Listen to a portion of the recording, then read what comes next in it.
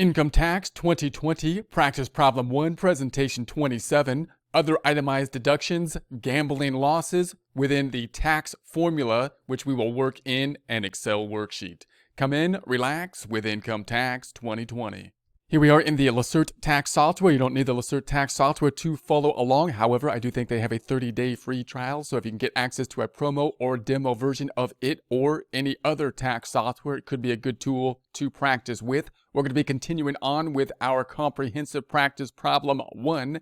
This time looking at our tax formula, which is going to be in the Excel worksheet.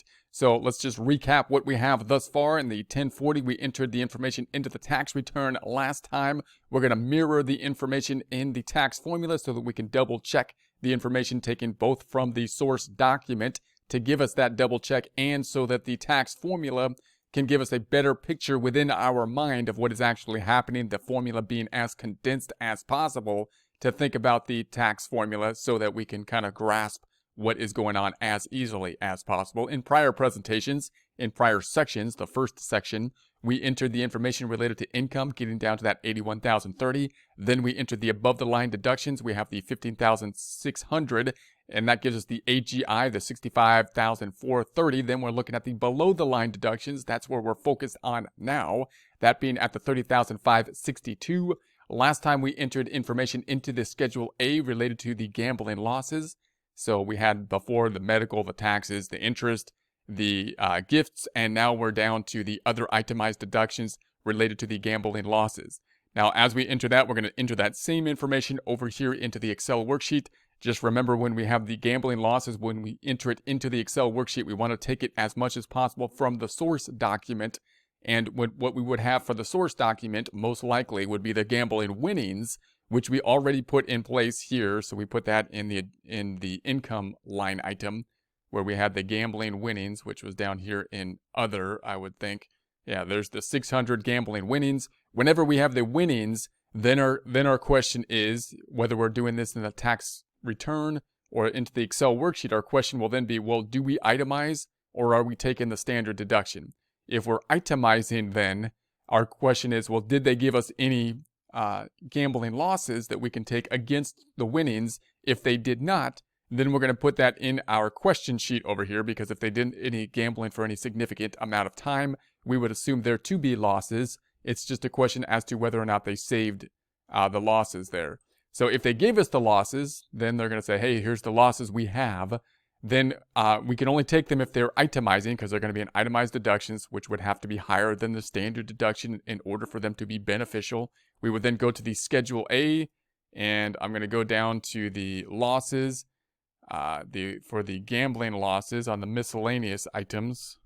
Notice that this is kind of a remnant of the past, so I should delete this information up here. But I'm going to keep it there just in case, next year they could change the whole thing again. So I won't mess with it right now. But we're going to be down here in the other itemized deductions. I'm going to say gambling losses. And I'm going to cap it at that 600. So once again, I'm going to basically, when I put it into the Excel worksheet, I want to think a little bit more. You could put some kind of special formulas in here that would say, hey, put whatever amount they give you, and then let the Excel worksheet cap it at the amount of the gambling winnings.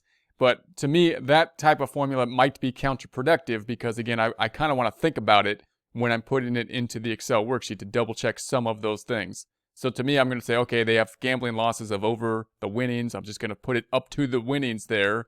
And then you might want to note somewhere else that the gambling losses they gave us were higher than that. And then I physically capped it here. That to me helps me to kind of understand what is happening typically. So I, in that situation, wouldn't want a more complex formula generally.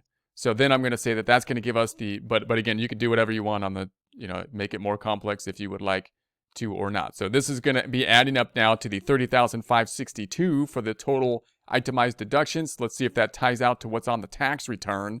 Is that what's on the tax return? $30,562. It is. That then is going to pull forward to the first page of the formula now at the $30,562. That is, of course, greater than the $24,800 for the standard deduction for the married filing joint, which is what the filing status is. So now we're at income of the 81,030, 15,600 above the line deductions or adjustments to income.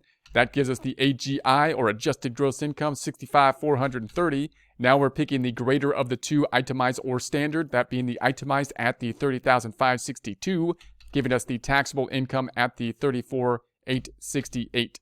So I'm going to delete the taxes because I'm going to rely on the software to get to that. I'm going to double check this 34,868 to the tax software. So let's go up to the tax software.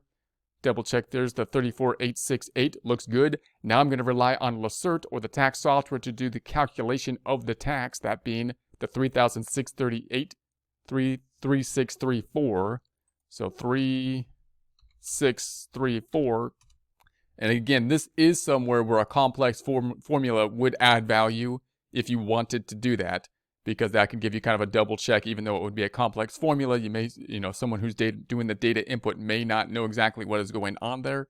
But if you put in a formula that could mirror the tax calculation, that could give you kind of a double check on there. But I'm just going to rely on the software for now. That's going to give us the 8,000, or then we have 8,000 that came from the W-2s. And that's going to give us then the bottom line, the 4,366. And let's check the bottom line here. 4,366 looks good.